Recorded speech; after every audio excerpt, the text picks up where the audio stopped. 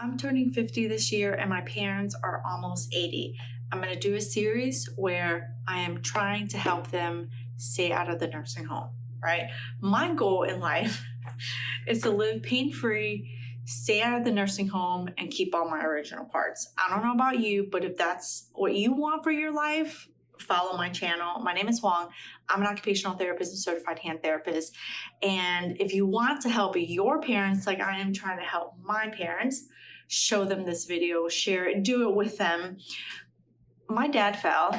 This picture right here is me making them do their exercises. Sometimes we just got to do that because I am literally trying to keep them out of the nursing home and to avoid them falling and breaking things.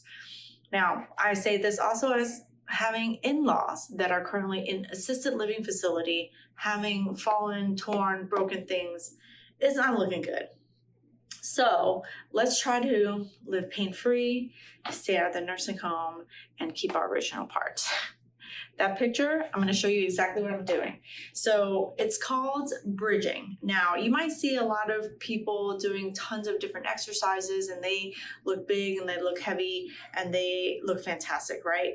But really at the end of the day, small movements, small key movements are the thing that's going to help you tighten up and stay pain-free. And it's not about the big movement. So watch me, pay attention. You're gonna lay down. And I love showing people simple exercises. I just want you to do something, right? And so if I can show you something easy that you'll do, hopefully you'll do it. And these are called, I'm gonna show you pelvic tilts and then they're bridging, right? So you're gonna lay down. You can lay down on the floor like I made my parents do. Or you can lay down in your bed. So if you lay down in bed several times a day, you're going to do it, but when you lay down, like before going to sleep and then when you wake up, okay? So at least twice. These are called pelvic tilts. They're actually harder than they look. So you're going to, let's start from the beginning. Bend your knees, right? And think about putting weight through the middle of your foot, not on your heels, not on your toes, not your heels, right smack in the middle of your foot, right? These are called pelvic tilts. So think about tucking your butt in. Don't lift up yet, just tuck it in. So pull your belly button into your spine. You're gonna do 10 of those, right? So if you do 10 of these, they're gonna prep you to do bridging better. Now, number one, I love pelvic tilts because it moves your spine. And so if you have neck issues, shoulder issues, they really, hand issues, they really help, right? So I do pelvic tilts a lot with my patients. Number two, it helps to move your hips, right? And most important, number three, this will make sure that, over a period of time, you stop peeing in your pants.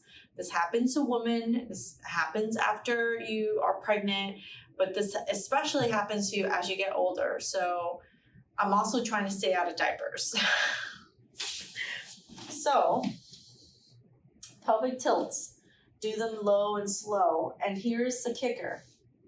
Once you get better at moving this, then the second part is keeping your chin tucked in. This is going to move all the muscles of your spine. This is so important, all right? Now, the second thing I had them do, right, are called bridging. So don't be lazy about this, right? I don't care if you have a belly. I don't care how your size. I don't care. None of that matters. What matters is your feet are shoulder width apart. You bend your knees as much as you can. And then when you lift up, before you lift up, tuck your tailbone in and then lift. You see how you're lifting, you scoot that butt all the way up. And that gives you what we call hip extension, right? You're going to do 10 of those. My magic is 2 sets of 10. My magic is 2 sets of 10. Yes, you can do a third set, but 2 sets is really good. The most important thing is repetition throughout the day. You just have to do a bunch of them through the day. So if you are in your 40s, 50s, and 60s, you got to do these. It's a minimum of 2 to 3 times a day, right? And I'm telling my parents the same thing. Y'all people retired. Well, they're not really retired. They still working a little bit. But still, you know, they sit and lay down a lot. And everyone's like wanting to sit in their freaking recliner. So what happens is when you're sitting in your recliner, your hip is, you're just bent in, right? And so we need to go into the opposite direction. The opposite direction is hip extension, right? Tuck that butt in, squeeze it. If you don't want to do a lot of reps, then just hold it here, right? Hold it here for 2 seconds. Don't do your shit fast, because when you do it fast, you do it sloppy. So you're better off doing less reps, but better, and then you'll see your results faster. You do it sloppy, you're not seeing your results, and you'll be like, this exercise doesn't work. It works, you're just doing it wrong. Or you're not doing it enough. So as women, so I'm trying to make my mom do this because I want her to control her bladder. We have a trip coming up, and I don't want them to not eat and drink because they don't have bowel bladder control, right? So do your bridging. And the third one, the third thing that I want you to do is, you don't have to have a fancy yoga block. You really honestly don't. Fold up your pillow, roll up a towel, you know, it's literally the same thing.